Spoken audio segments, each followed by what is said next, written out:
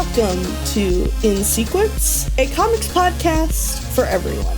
I'm Jillian, and joined today by these lovely panelists. Panelists, why don't you introduce yourselves? I am Matt. I'm Robin. And I'm Scout. And class is now in session.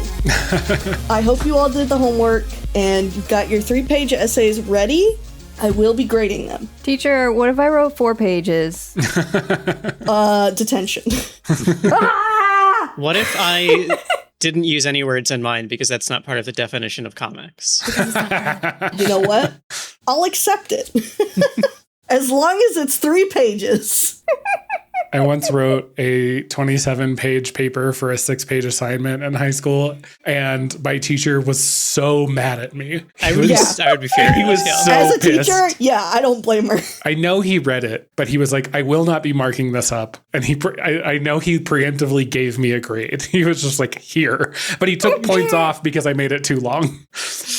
As a teacher who once received a couple of papers, very rarely because my students did not want to write. On occasion, I did receive a couple papers that were like several pages longer than the maximum. Or like I was asked by my students like, well, what are you going to do if I turn in a 10-page paper and this is a 6-page assignment? I'm like, I'm only grading the first 6 pages. Better make a good point quick. You better make a good point in those 6 pages.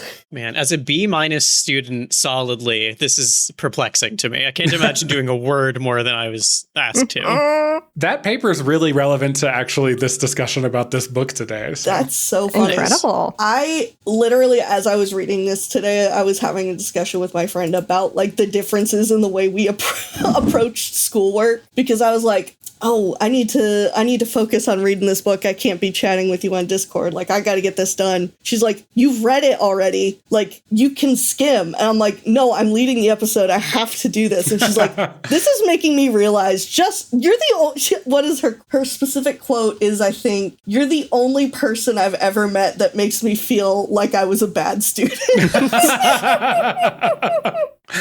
Specifically also said, you're so bad at not doing things. Yeah. I mean, what is having a podcast if not giving yourself recreational homework? It's I so was going true. to say, I feel like being bad at not doing things is it is the understanding comics definition of having a podcast. Yeah.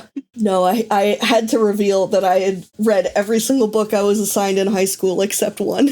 There was only one that I gave up on. What was the one? The Jungle by Upton Sinclair. That's a rough one. I didn't read Animal Farm. And I don't think it was for any, like, content reason. I think I was just so overwhelmed that year that I was like, I can't do this right now. Simply one of them has to drop. My Some's gotta English class give. just had to suffer. Yeah. Mm-hmm. But yes, today we are discussing Understanding Comics, The Invisible Art by Scott McCloud. Scott McCloud did the writing and art for this book. The lettering was done by Bob Lappin. The editor was Mark Martin. It was published in 1993 and won multiple Harvey Awards in 1994 and the 1994 Eisner Award for Best Comic-Related Book. Best comic-related book I like is such that a it's funny comic-related. category. It's so weird. It's such This feels like it would be the only book in that category. Like a comic-related book that they don't qualify as just a comic? Yeah, I'm guessing a book about comics. Because he does name drop several other, like, essays and books about comics. But it is very wild to have that as a category. Yeah, I feel like he just keeps talking about the Eisner book. Yeah. Eisner, the Eisner of the award? Yes. There we go. The Eisner? The Eisner, but not that other Eisner. Yeah, so this is actually an ongoing category. I just had to look this up because we were talking about Is it really? Ooh. Yeah, and last year it was one by Tell Me a Story Where the Bad Girl Wins. Oh. What was that about? The Life and Art of Barbara Sherman. Whoa. I thought it was going to be Toxic Yuri. Well, I believe it's nonfiction books. It could be, you could write a nonfiction book about Toxic Yuri. You can have some That's real fair. life Toxic Yuri. We can. You can also have nonfiction Toxic Yuri. Uh-huh. You're right. That was very insensitive of me. I'm sorry. I'm sorry to all the Toxic Yuri women out there. Sorry for erasing you. No. Understanding Comics is a non-fiction book written in the style of comics about the medium of comics. In this book, Scott McCloud muses on structure and future of the medium, as well as providing in-depth discussion of many elements of the style, such as icons, gutters, closure, and more. This is not a narrative. There are no spoilers here. But I do want to ask, because I had mentioned, I think on an episode before, this was one of the books that was essentially our quote-unquote textbooks for the comics class that I took in college. So this is, a book I've had read before, and I'm curious if anyone else had experience with this before, or if this was their first time reading it, or being exposed to this book at all. Yeah, before I answer, I just want to call out that Discord user OA had asked us to read this. It was already on the list by then, but just wanted to call that out because I know that they were excited to hear our thoughts about it. I thought that I had read this book. And I had, but I had not read very much of this book. So that paper, that 27-page paper that I wrote was I looked so hard trying to find which book that I read, but it was just a standard nonfiction book about the history of comics. And as a part of that research paper, I also intended to read all of this book. And I think I read a half a chapter. Well, you wrote 27 pages instead. Exactly. Yeah, exactly. You had to make time for the 27 pages. Yeah, because I remembered some of the panels, but it's also been, I was 17. I don't really remember a ton of that. I remembered some of the panels from the first chapter. And then I was like, oh, I did not read any of this. I read the very beginning. But I have thoughts about some of this guy's opinions about comics for sure. And I think it's very much a product of 1992 or whenever it was written. Yeah. But at the same time, I thought this book was really enjoyable and really interesting and had interesting things to say, especially as a person who doesn't have a lot of the sort of art background that I think maybe some other people come to this book with. Yeah, I read this in high school, which was the last time that I was reading comics before beginning this podcast. And I remember really enjoying it and finding it really thoughtful. This time I definitely had more issues with it. I think just being, an older person with just more experience of the world, having read more comics, having worked as a critic myself, which means thinking much more deeply about these things than I had as a child. It was much easier for me to recognize the parts of this book that just felt kind of like Scott McCloud talking out of his ass. But yeah, there's lots of interesting stuff. I would say on the balance, I took issue with more things than I didn't, but there's still some very interesting framing of things here that interesting ways of thinking about things that, as a lens, but I did find a lot of it to be, we'll get into it, but I found a lot of it to be less compelling or less convincing, I guess, than I did the first time around. I had never heard of this book until Jill brought it up to us, which is kind of surprising, but I do actually, later I suppose I'll tell an anecdote about how I have a sidelong experience with at least one section of this book. But I had a good time reading this, picking through the things, much like you, Robin, and Matt. I had things that I agree with and things that I disagree with about his philosophy. I think a lot of that is informed also by me being ostensibly a comics artist myself. And also reading this reminded me of just how difficult it is to teach art, especially on this more academic, philosophical side of art, because of how subjective it is. It's so art is so subjective that there's so many moments in this book where he states something very objectively, and I'm like, that's extremely subjective of you.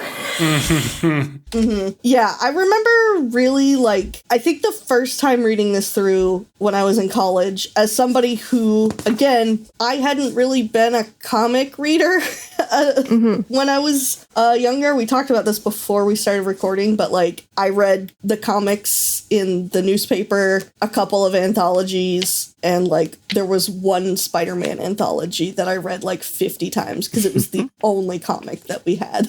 Not for any particular reason, it just happened to be the only one we had. But as someone who hadn't really been in the space of comics, I found a lot of this especially in an academic sense of you have to write a paper about a comic. A lot of it was really helpful in that way when I was first reading it. And going into it now, there's a lot of stuff that I'm okay, I think you're being a little bit pretentious about this, or I think maybe we've moved on past this, but I think there's still like certain things in this book that I think are still relevant and still like useful when thinking about like reading comics specifically. Yeah, I think we've moved past this is a really important thing to keep in mind when evaluating this, where like so much of this book feels informed by his desire to legitimize comics. Yes.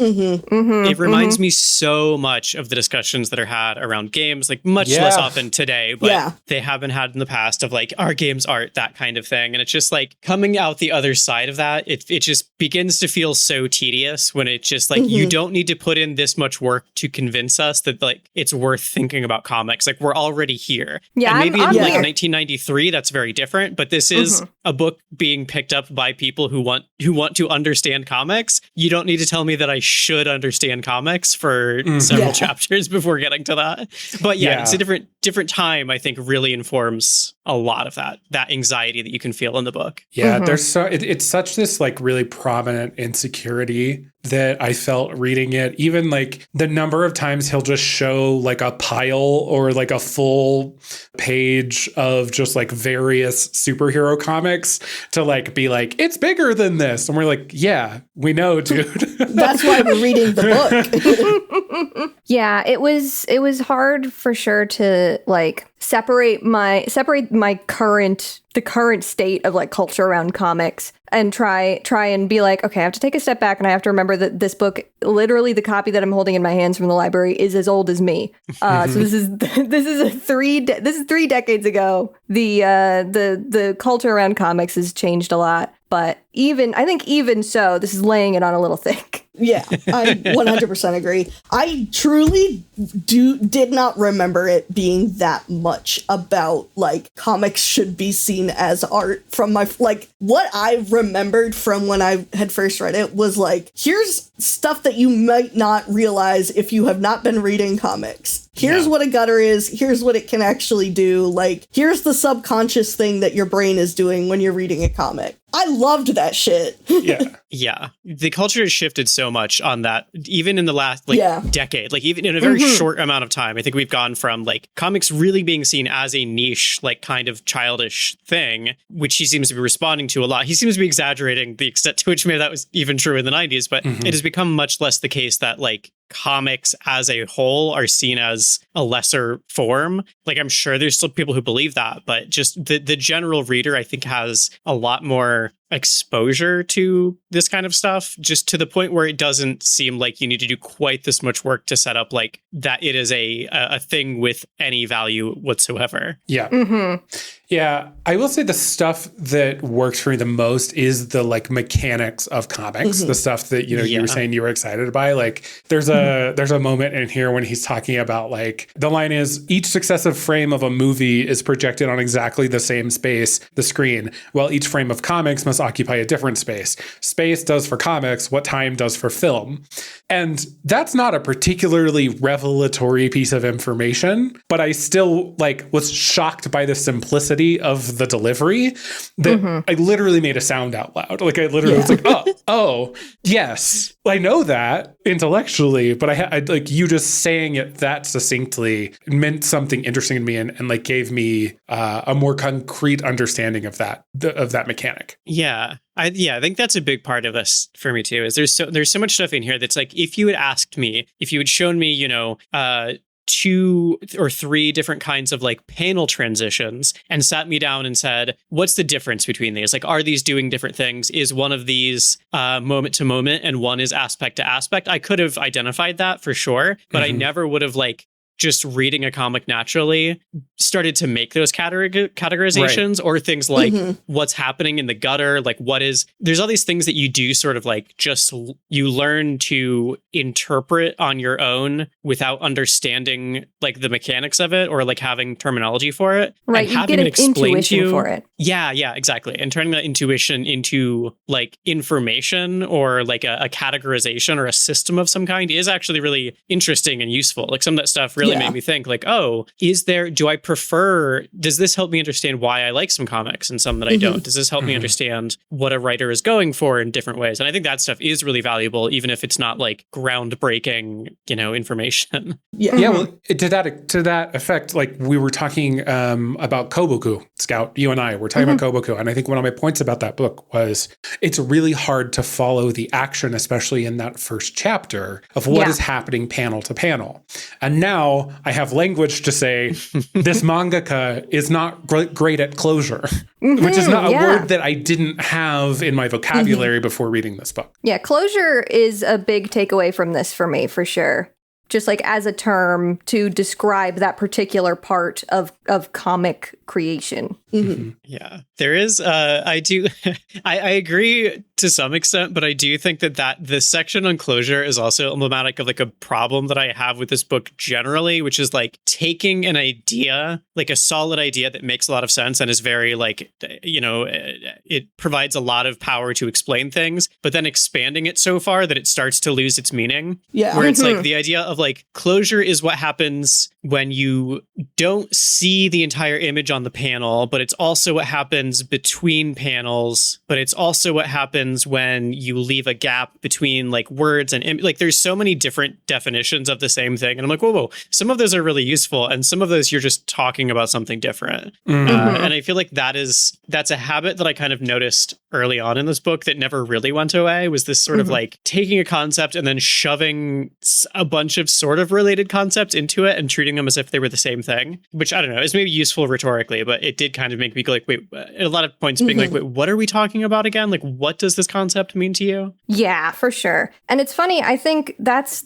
like one side of the coin of the struggles that I have in the writing of this. And then the other side is actually that we know that I am a person that loves to arbitrarily sort. But there's moments in this book where he proposes categories that are so granular that I really think it starts to become a detriment versus a boon as far as like thinking about the structure of a comic. The chapter about like the steps to making a comic. Yeah, that one, I gotta admit, I was like, all right, I don't know what's going on here. It felt like I felt like I was watching like an animation about like the love of making art, not reading a textbook about what a comic is. Yeah, that was definitely where I was like, I don't know if we need this, Scott. This is especially the whole thing of using the metaphor of like the shiny apple and the hollow interior. I'm like, okay, I get it. You are using your brain. That chapter specifically is what really is like, to me, the like, here is why comics are art. Yeah. Like manifesto. And I'm like, all right, I don't need this. I know. His whole premise about the surface, where he sort of accuses some comics artists of only caring about the surface, comes off as really judgmental of his peers. Yes. In a way that like, I was just like, I don't need that. He has a really strong bias for cartoony comics that comes through. I took a photo of it, a screenshot of it, because I was just like, no. He says, a good rule of thumb is that if readers are particularly aware of the art in a given story, then closure is probably not happening without some effort. And in our notes I have, nope. Also no. Incorrect. He has this opinion that a lot of the book, just for folks that haven't read it, is about the sort of power of the icon as a way for the reader to interpret on their own, and the using the icon both as a comics writer and as a comics artist as a tool for telling a story. However, I think that's like true. Like, I think that is like fundamentally true. He also assumes that because he believes more detailed art is less iconic, that more detailed art is worse at storytelling or relies more heavily on iconic writing. And I think that is a bias of his own that I'm sure, like, honestly, it's been 30 years. He's probably read some comics since then that I think would challenge that opinion of his. Most of my experience with comics is reading comics that are way more detailed than the ones that he seems to hold up as representative of the form and the medium. And I personally don't enjoy very cartoony comics, like extremely cartoony comics. And I don't know, man, I feel like I've read some good shit out there that was a good comic book, you know? Yeah. So yeah, man, that was a rant I needed to get out. I think that's good. Yeah, I think it explains like one of my bigger, like my sort of encompassing issues with this book, which is like it feels like part lecture and part manifesto. Yeah. And it's not clear when it's becoming one or the other. Like part of this is an interesting discussion by someone who has strong opinions about comics, about what comics mean. And you can take that as like, I agree with this or I don't, but either way, it's like interesting to hear someone talk about this. But the book is also trying to serve the purpose of educating you about what comics are and how they work. And those two lines get crossed a lot. And so it starts to make me like, when I'm reading a lecture and then it becomes a manifesto, like they're like in that same chapter, there's a part where he says like the icon, when you see the iconic character, what you're actually doing is putting yourself into that character. Whereas when you're seeing a more representational character, you were seeing them as their own being. And that's when I was just like, that's not true. I don't feel that way. I don't feel that way. Certainly not. I think you're wrong. Simply, that is not how I feel, sir. Yeah. Yeah. Which is like another tendency, just to call it out, because maybe we'll come back to it. I really wish that this book had like footnotes or maybe was more researched, because that is another thing where there's a lot of stuff that he presents that is like a factual assertion. And it's not clear whether that's something he read somewhere or it's a theory that he has come up with, or it's something he just kind of thinks. And I really could have used more like there's a lot of interesting stuff here about how images affect you and how different, like, you know, the icon versus the like more representational image, the stuff with like, you know, a moving versus a non-moving image. There's a lot of stuff in here that is like verifiable. And I would love to see like the neuroscience or the like aesthetic science behind it. But I don't know if it exists or not, or if it's just something he's saying. And that became distracting to me. Yeah. I would love to see an annotated version of this by a peer of his. I would too. Oh, yeah. I really think this is a good time to talk about the ways that I was comparing and contrasting this with another textbook about art the whole time I was reading it, which is The Animator's Survival Kit by Richard Williams. This is a book that I have a longstanding rivalry with. This book is my arch enemy. Scott said, fuck this book.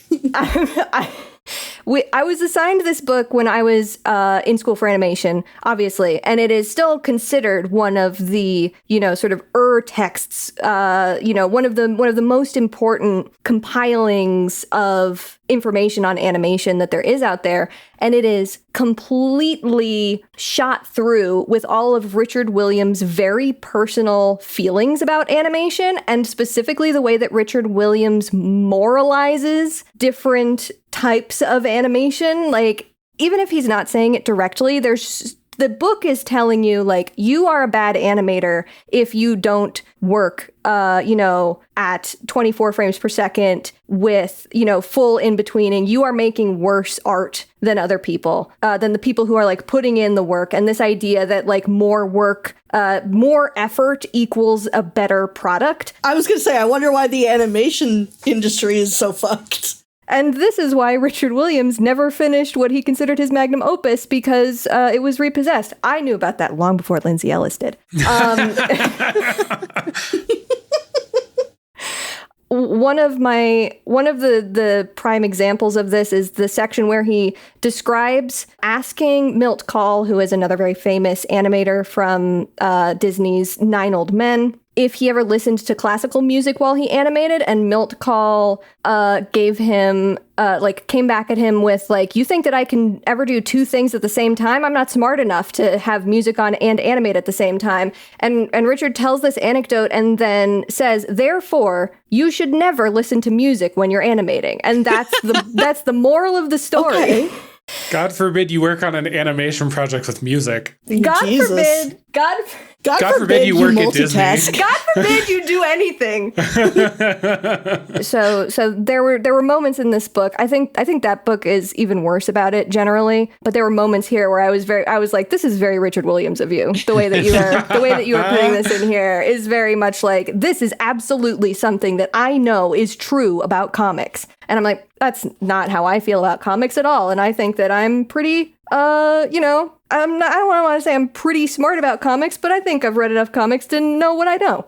The one of those that got me in this book, Scout, is he's talking about reality and like iconography, and he has that spectrum of realistic art down to like the smiley face, and he's sort of building up to having words on the other side of the edge of the smiley face, and he's had this spectrum, this like horizontal spectrum for several pages, and then he says, iconic abstraction is only one form of abstraction available to comic artists. And then he gives you the triangle where he's added the axis of the picture plane. And dude never gives us another axis. He implies so hard that there are going to be like a bunch more ways to talk about like abstraction, and instead gives you just one more, and he's like, no, that's it. Those are the only two ways that you can abstract.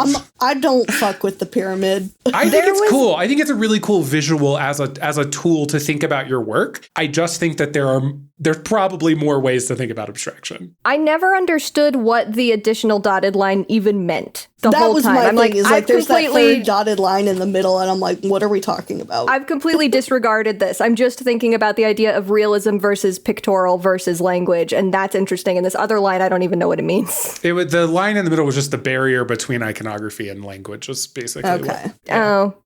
Don't need it. He literally says in the book, I'll read it later. And I'm like, okay. And then we use this the entire book. Thank you, sir. Yeah. That's the thing, is I think like even for me, that like pyramid looking thing, I think it's an interesting tool to use. Yeah. I just think it's an opinion of his. Yeah. I want him to recognize that's an opinion of his. That's him arbitrarily sorting. Yeah. Yeah. Yeah. Another one that really got me was there's a line near the end where he says, nearly all problems in human history stem from the inability to communicate perfectly, is sort of like the point that he's making.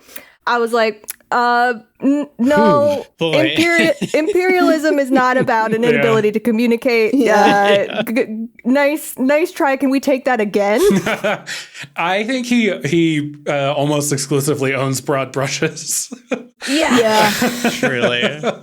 The one that got me in that respect was basically anytime he brought up Japanese comics. Yeah. I think that there's interesting things to say, to be clear, about for sure. how Japanese comics developed versus Western comics. That's cool. But he loves to say things like, for example, this. Japanese comics may be heirs to this tradition. We don't need to worry about what the tradition is. In the way they so often emphasize being there over getting there. And he's not wrong that there are things that are more common in Japanese comics, but so often the way that he presents that comes off as Comics Japan, and not even necessarily like it's better. It's more that like Japanese comics do this and Western comics don't, or they haven't until recently. And these are two extremely different animals which have not crossed over until the 90s or whatever.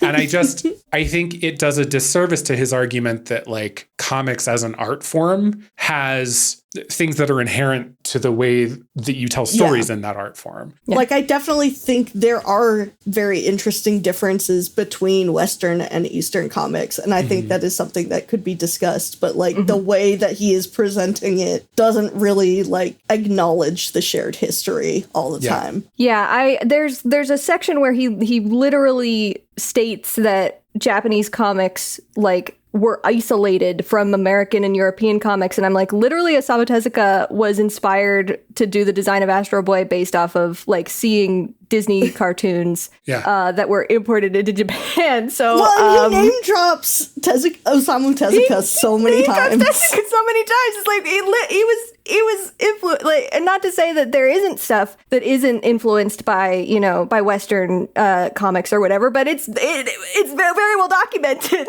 Yeah, well, every chapter head begins with this, it almost looks like an illuminated manuscript, and it has like a few comics characters sort of like in the decorations, and one of them is Astro Boy. Yeah, that's one of those things where I was like, we could use a little more research here. Like tell us why this is the case and show us your sources. Yeah. Because I do think that's an interesting concept. Like, it's not entirely, maybe it felt fresher in 1993. Like, that's something that's kind of like been discussed at this point. But, reading that, I was thinking about like why I like Yokohama Karaishi Kiko so much, where it's just like, as opposed to something faster paced, it's just made me think of, I guess I really do like it when you can take a whole page just setting up background shots, or I really like that aspect to aspect transition that he says is so much more endemic to Japanese comics. I'm like, okay, that's an interesting way to frame something that I kind of already knew, but it's giving me like a vocabulary and a sort of container for that idea.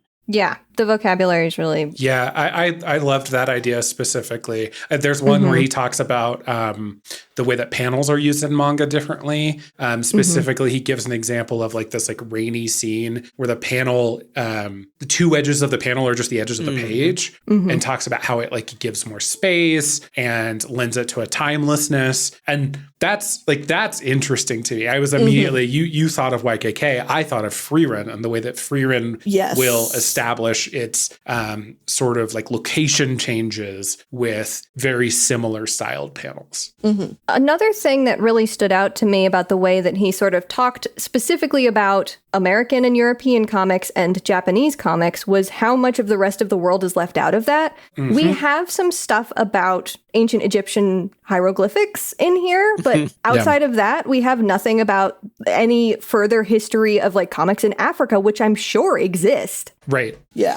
So I would be really interested in knowing that other stuff. We do get some Mesoamerican. Yes. There's the Mesoamerican stuff, but all of that is also like very, very old. There's nothing modern. Nothing about very the modern brief culture mentions of African comics, but there is no like examples given. Am I incorrect in remembering that there's a small, again, ancient historical reference to like Chinese sequential art in some way? There is. Yeah. Hold on, let me go back to the... I think it's in the same area as the ones about the... Is it ancient European? It's got to be in the first like chapter. The tapestries? Yeah.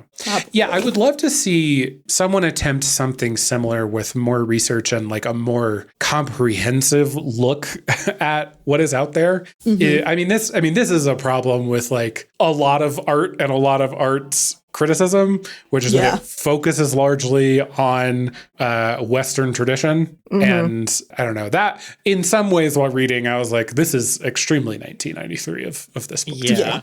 I mean, to be fair, I don't know fuck all about African comics today. No, so doing this in 1993, it's understandable, but it's also like if you are presenting this sort of like view from 1,000 feet kind of thing, this is a history of the medium that includes, the fucking Bayou Tapestry or whatever. Like, I do feel like there's room to talk about like what was happening in, Ghana in 1993. Exactly. If you're going back to thousands of years ago and saying like cave paintings are comics. Yeah, exactly. Like I that is a place where I am also very ignorant and don't know a lot, but I'm not the one that wrote a book about it. Exactly. Exactly. Yeah. I also know nothing and I would love to see more. Yes. What do we feel about this definition of comics that he proposes at the beginning? I kind of think it's it's nothing and it doesn't totally matter. It feels purposefully messy. Like, I think he's trying to make the point of how hard it is to define. Yeah. But also, like, again, like if your definition includes cave paintings and doesn't include single panel comics, I think you haven't finished writing the definition. Like, I think you need another pass. I don't think the definition is right. Yeah. I had the same thought. I think Eisner's sequential art, which is what he's building from, is a good enough, term. I think it does the job of representing what we're talking about to people without having the specificity problems that Scott's definition does. Yeah, I feel like he's bean souping himself a little bit. Yeah, it's like, I do think including words in the definition makes sense. I understand that some comics don't have words, but that feels more like an interesting breaking of the form than an essential part of the form. Like, I think when you have a comic without words, it's interesting that there are no words. Like, that's like The Arrivals. That is something that is worth commenting on. And so many of them, you know, the interplay between language and image, I think, is very important. And I think another thing that, honestly, because this really did make me think of, like, what is a comic? Like, what does this mean? I do think the mass reproducibility of it is important. And that's a weird thing to include in a definition. But he you know, when he was saying things like, you have sequential art from 1,000 years ago, so on and so forth, this is a comic. And my reaction was like, no, it's not. And in thinking through why that didn't sit right with me, one was the words, but the other was, you know, a painting is a different thing from a comic book. And I do think there is something about it being mass media as opposed to quote unquote fine art, or like this one-off, like a stained glass window is just a different thing from a book. And I think that like the form and the accessibility of it is important to what makes it, like, it's important to the language of comics, I think. Yeah. I don't want to like risk with the thing I'm about to say implying that people buying things mean that they are like inherently valuable. But what I will say is that I agree on the mass production and the mass media aspect of it. We have seen over, I don't know, the past 20 years or so, people turn to manga much faster than they have returned to American comic books. And I think a lot of that is because of the physical form of the manga volume that we have access to in the West. And it's like the ability to carry it and like throw it in a bag, right? Like even your modern superhero comic floppy, right? Single issue is almost like too trashy. Like you can't really throw it in a bag. It's gonna break easily, but they're also like huge, like tall, right? Yes. And I think there's plenty of other reasons people turn to manga. I think anime is popular. I think that they're easier to get into just in terms of like, there's usually only one number one. And you can just read through the series. But I do think you're right, Robin, that a lot of it is that there is something about the ability to mass produce and to take it with you. The fact that it is a book is important to the medium. Again, let's not imply that webcomics and digital comics are not comics. I think they have a different way of solving for the same problems that the manga volume does or that the graphic novel does. Yeah, I mean, I think part of that is it has allowed a form and a language to develop. There are so many comics and so many people have seen them in a book. They're so common that like that allows the way that they are made to become not standardized, but like everyone kind of knows how it works. And I don't know. I mean, form matters. Like it's why like a play is different from a movie. Like if you want to have, you could have a definition of a play that includes film, right? If you just leave out the fact that it's being filmed. But I think like the container that it's in is important, you know? I'm not going all the medium is the message, but the medium is the medium. Like it, you know, it does matter the way that you're experiencing it. Yeah. And I will say, I think another thing he does is kind of conflate his definition with comics because he's talking about Eisner's sequential art, and Eisner's sequential art is inherently bigger than comics. It is intentionally bigger than comics. And that's because he's trying to write about comics, but I think conflating those two things is a little bit of a problem. What is that old quote? It's like it's like porn, you know it when you see it. Like that's what comics is. Honestly, I was thinking about that a lot when I was trying to define comics. Like you know what a comic is when you see it. Like you know, like that's a comic. Yeah, I can tell you what a comic is. Like, I mean, I can't tell you what a comic is, but I can point to something and tell you it's a comic. I can't give you a definition, but if you say is this a comic, I can be yes or no. Like exactly. I can say definitively my thought of yes, that is a comic, or no, that is not. Yeah, I will say we've talked a lot about how like comics as an art form, that idea has become less controversial in the last 30 years since this book was written. At the same time, I think a lot of the work done to make comics less controversial to be seen as an art form is people using the word graphic novel over comic. And a thing that But like you see this as like, especially in like libraries where you can tell like librarians are doing a lot of work to convince, I don't know, their county or their city or the people that come to the library that these are things worth reading. Yeah. And they're often phrased as graphic novels. I'm like, dude, this is a superhero, like the Superman run from like 1997. This is a trade paperback, This is a trade paperback. Like, I promise you, this is not of great import. It just rules. Like, Yeah. But the graphic novel thing is interesting because I think this gets at a point of like what is the point of a definition? Because at some level of granularity, having the term graphic novel to explain that this is a contained work, right? This is a novel. It is a story from start to finish, and it has images. That's a helpful definition to have, to say like, if you pick this up and read it, you're getting the whole story, as opposed to a comic book, which implies the serialized nature of it. If you pick this up and read it, you're getting part 94 of a series that has 10,000 issues in it. But that's not always useful. Like, and I think that's what like a lot of this like over defining maybe is why it's like kind of making me chafe here, because like at a certain point, you know, graphic novel is a useful term, but when it becomes too broad and too applied in ways where it doesn't need to be, it does kind of become this like status seeking or even like meaning hiding definition at the same time. This is kind of like the beautiful and terrible thing about language in general, right? Is like we are always finding new ways to talk about something, and then people that we disagree with will find ways to take that and talk about it in a way that makes us mad. Yeah. Well, Scout, you agree with Scott McCloud then that the inability to communicate is the root of all the problems in the world. Damn. Got her. Got me. Put the cuffs on me. Take me to jail. Put me in front of the jury. If someone else has something else we're going to talk about, that's fine. I spent the whole time being like, wow, this is about video games. No, I literally wanted to point out, I was like, wow, you guys bringing up the video game stuff, like truly, like, especially with the current state of video games. Yeah. Including literal information dropped today. Yeah. It feels very like, wow, we just keep doing this, huh? Yep.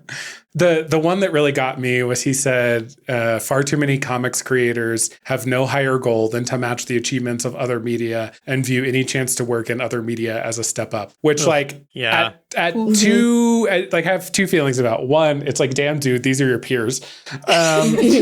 But two, he's not wrong. And that happens, I don't know, like we wouldn't have the Sony AAA formula if that weren't a problem in video games as well. Yeah. So many video games trying to be movies when it's like, no, I want a video game. I don't want my video game to be a movie. Yeah, it's like you've heard people say something like it's barely a game about something like a visual novel, like trying to argue that like that doesn't qualify as a real game. I can imagine those same conversations happening a lot in comics. We should reclaim that phrase when we're talking about Sony AAA style games. It's barely a game. It's barely a game. It's barely a game. It's not even interactive. What are you talking about?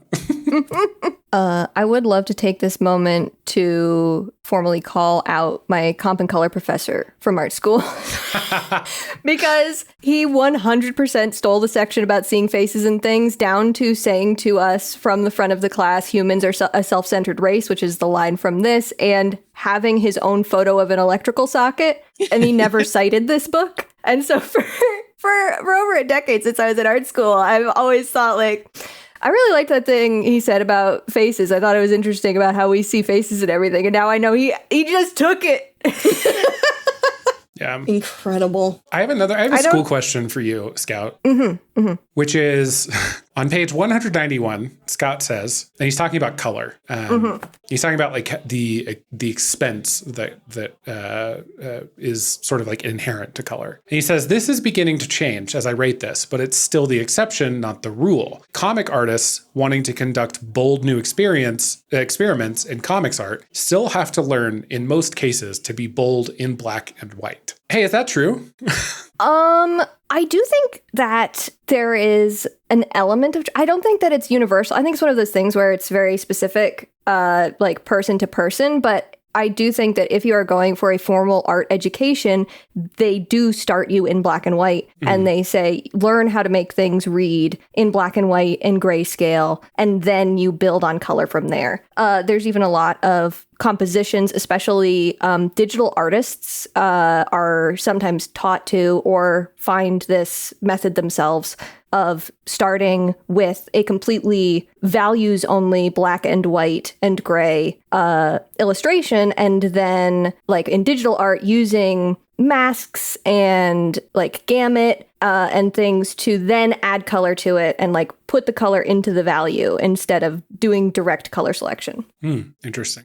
It struck me as a thing that might have changed in the last 30 years when I read it. At the same time, like I feel like there's billions of people someone had to have learned by like just painting first. Oh yeah. Yeah, certainly, yes. Not everybody starts in black and white. I mean, as a self-taught artist until I went to college, I didn't really think about working in black and white as like a technique or like to build skill until I got into a more formal education of college, and that was part of the curriculum. So I mean, self-taught artists we're out here doing whatever the hell we damn please. I was going to say, to me, I interpreted that whole section a little differently. Like, to me, that was like, it is harder or it is more expensive to print your own shit in color and distribute it than it is to get with a publisher and let them pay for the color printing. Interesting. That's kind of what I took from it. Just in that sense. Well, and that you're probably closer to right, because I think that whole chapter ends up being less about the art aspect of color and way more about the cost of color and how that affects the artistic decisions you could make. But I think in a world where, like, I don't know, I could download Procreate on my iPad like right now and learn to draw, that is maybe that chapter felt like a little bit less important than the other ones. I was definitely thinking about a distribution wise sort of thing is kind of what I was thinking. But I really like your read on it too. I think that's really not something I had considered. Dude predicted emoji. Dude predicted emoji? Dude predicted emoji. He says, as the 21st century approaches, visual iconography may finally help us realize a form of universal communication. And it's like his cartoon face on top of a running man. Yeah, I kind of did that. I literally yesterday was one of the folks in a Discord that I'm in DM'd me and said, I love when you emoji react to my posts. It always like, I understand exactly what you're saying and I really appreciate you giving me that like immediate like response rather than like needing to type it out. And I'm like, damn, call me out for overusing the eyes emoji, but okay. The thing is that the eyes emoji is a form of communication. Thing is. I will say I think Scout had pointed out, like, in a chat that we had beforehand, I think there are, just on the whole, like, predicting emoji, that image, there are a lot of, like, just little things that, like, sometimes there's just an image that gives me a little chuckle. I think one of the ones you pointed out, Scout, was the mommy, why ain't I juxtapose? Why ain't I juxtapose? All-timer. There's very, very early on in the first couple of pages, on page 5, there are these drawings of him inside of arrows pointing at things, and I love those. Yeah. Like, say what we want about the things that he's saying. He does have fun with it. He does have fun with it. I think, I gotta hand it to him, because I think if I was doing something like this and I committed to the sort of lecture format of having to draw my image of myself, like an image of myself just talking to a camera for pages upon pages upon pages, I would start, it would do something to my brain. Like, I don't know that I feel like it would get to a point where I stopped recognizing myself. So shout out to that. Very consistent. Too iconic. To become too iconic. Depersonalization. I have to shout out a piece of artwork that he spoke about. There it is. Yes. I was on page 83. There is an image, a representation of a piece of artwork by Al Held that's called The Big N. It is a big white square with two dark triangles at the top and bottom. And if you look at it with the name in mind, you see the big N and how it's just a big N. I love that so much. There's something about that really tickled me. It is pretty great. And it's a big N. It's a real big N. It's a big N. It's just the big N. It's good art. Mm-hmm. It's in the MoMA, apparently. Well, Shout or out. was in 93.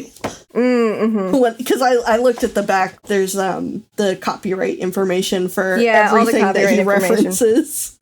Very studious copyright information. I'm sure he had to do that to avoid getting sued. So I did actually look up a little bit about him biographically. Is he's like he was very involved in like rights for comic creators to like have control of their creations after like publishing is over. That's pretty sick. Also, apparently his father was blind, which I think is really kind of interesting thinking about like how much he is like focusing on the visual aspect of things. I think is very... That feels like something like a part of your life that would inform the way that you think about visuals. Yeah. McCloud was the principal author of the Creators' Bill of Rights, a 1988 document with the stated aim of protecting the rights of comic book creators and aid against exploitation of comic artists and writers by corporate work-for-hire practices. It includes rights like the right to full ownership of what we fully create and prompt payment of a fair and equitable share of profits derived from all creative work. Go off, Scott. Hell yeah, Shout out. Scott. So yeah, that definitely is like, yeah, of course he's going to be like very detailed with the copyright information. Like that is his...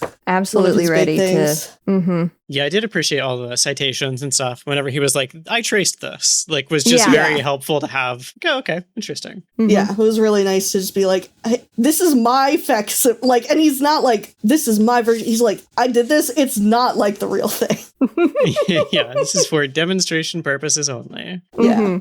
We didn't really touch too much on the specific stuff that he says about gutters, but I just want to say that I feel deeply affirmed by for all of the times that I have brought up gutter size as an important pacing tool, because that's something that he lays out here as something he has noticed used in comics, and I was like, okay, yeah, on that we are aligned. Yeah. That whole section on like time, I think is maybe the one that has stuck with me the most. I think it's my favorite section, and the part that I have the least, I don't know about that with. Yeah. So where he's talking about how a single panel can contain multiple like time scales and things happening at different times depicted simultaneously. Or the example of him, a drawing of a kitchen that is spread across 4 panels and he's in each, and it's sequential. Like it's that kind of stuff where it's like you internalize that reading comics, but having it explained makes it clear how strange it is and like how much work is going into it and what it means. Like that stuff I found actually really fascinating. That's all chapter 4. That particular panel of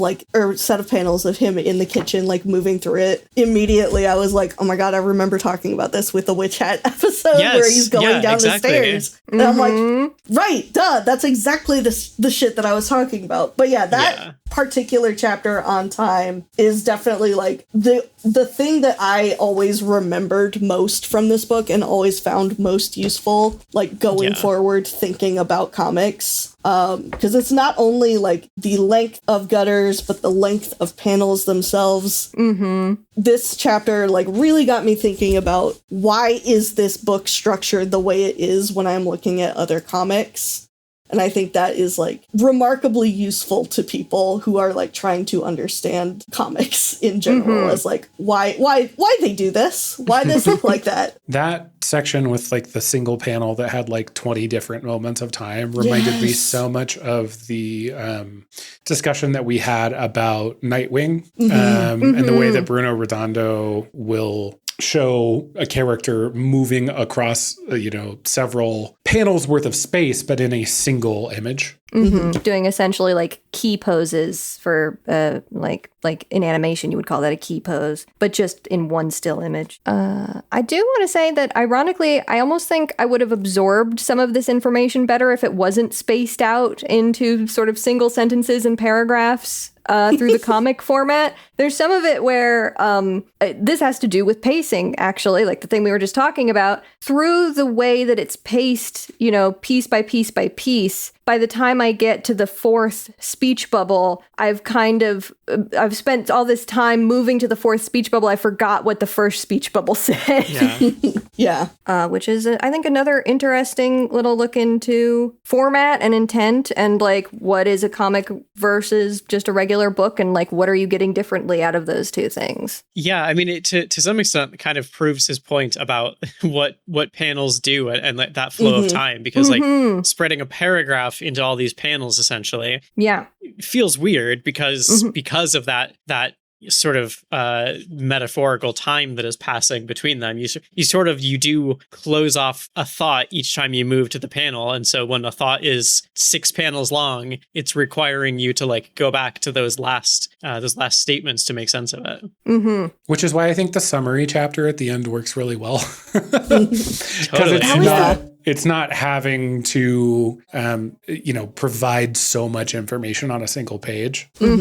Yeah, I think that it gets the most like formally interesting there too, because it's just like he's introduced all these concepts. Now it's like, I'm going to show you all of these while I kind of wrap things up, and just seeing like just the way that he's using comics to represent the ideas he has discussed as existing in comics. It's just like, it's great. Like it's the most visually interesting for sure. And also just like it makes its point extremely well. Like you could see this existing on its own as an essay. You would just kind of have to assume that everyone had all of the knowledge you're discussing in it ahead of time, My last comment is I don't know if this is in everyone else's, but at the very end of in the bibliography copyright information, and I just noticed this as we were discussing, there is at the end originals for sale and letters of comment, where he says for information write to, and put his P.O. box. It says letters of comment are appreciated if seldom answered due to overwhelming commitments, but I would especially appreciate a public discussion of these issues in trade journals, art magazines, computer nets, and any other forum.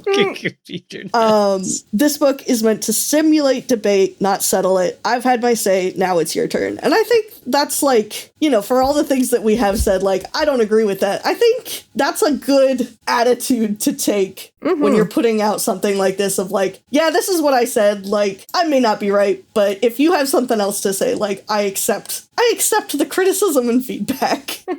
Yeah. I do think while I agree he sometimes represents his opinions as fact, and maybe that is kind of an issue. I think mostly my issue with this book is just that like time has shown him to be wrong several times, and like that's extremely normal.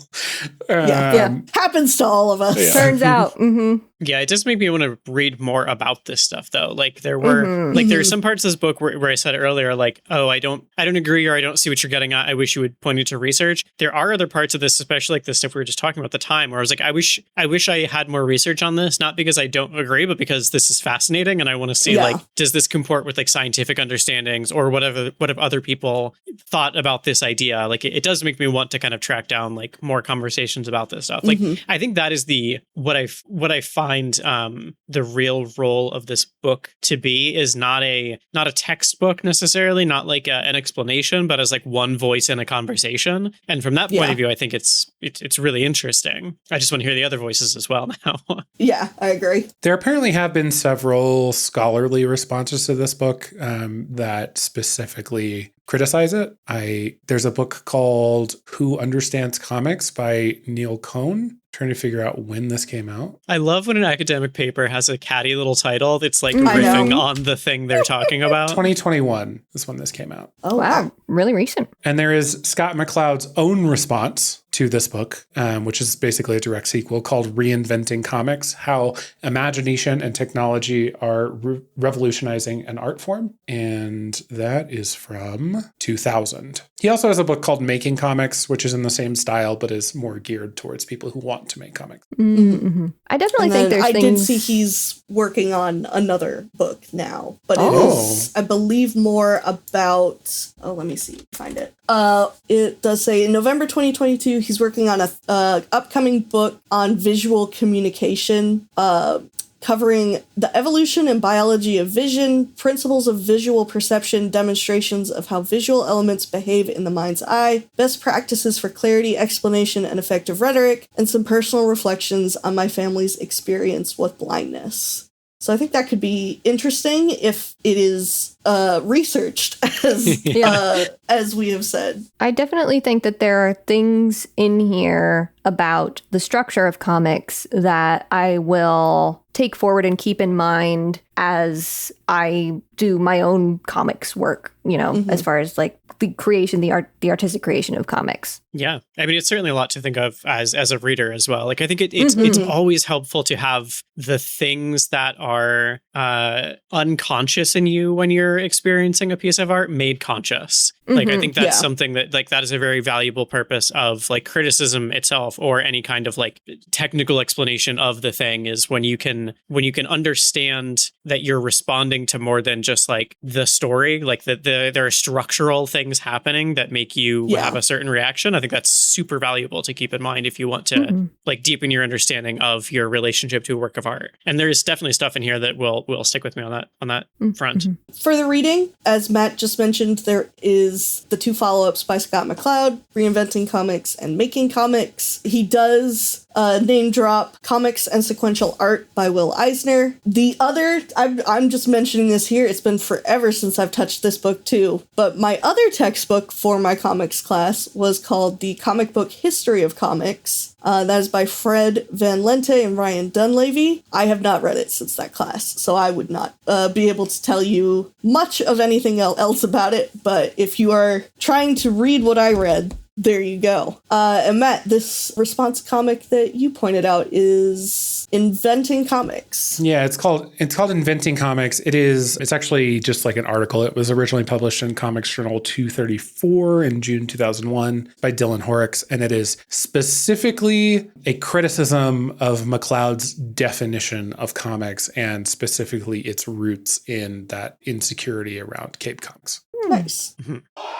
Was that? Okay. I'm assuming there was a goal. The game. There was an almost goal. Okay. You can find this book easily, I would say, at your local library, bookstore, or comic shop. And we highly suggest you support those particular places. They definitely need it. In Sequence is a member of The Worst Garbage. You can find us at theworstgarbage.online. Panelists, do you guys have anything to plug? I've got a series of videos coming up soon. I recently went on a full rant about what they were on here and then deleted it from the episode because they weren't ready.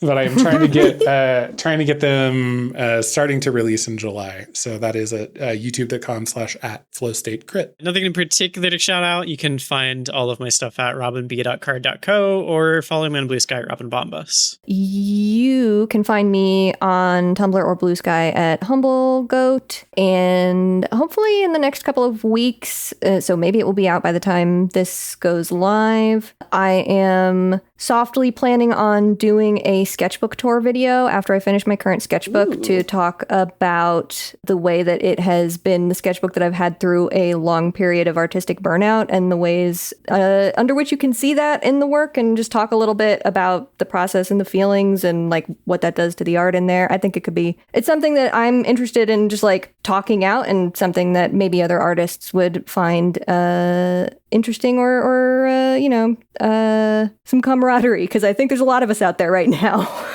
Yeah, that sounds great. Yeah. You can find me at plottwist.card.co for any and all of my various links on the internet. Matt, you want to talk about? Yeah, next time we're going to be reading the book Hello Sunshine by Kizzy Young. I want to give folks a content warning, but I do want to first say that this is one of my favorite reads of last year.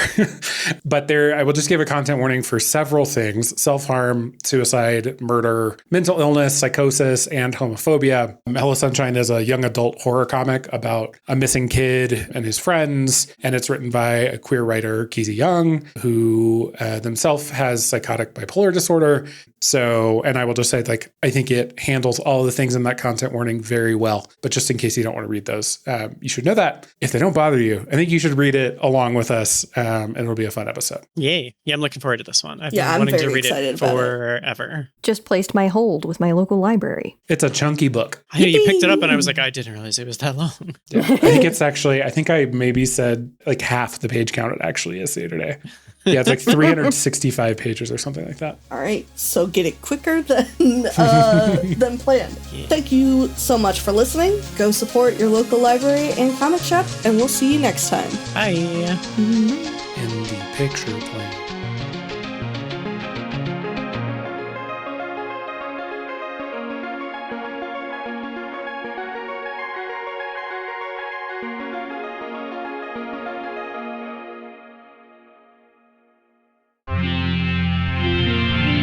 TWG, the worst garbage. Online.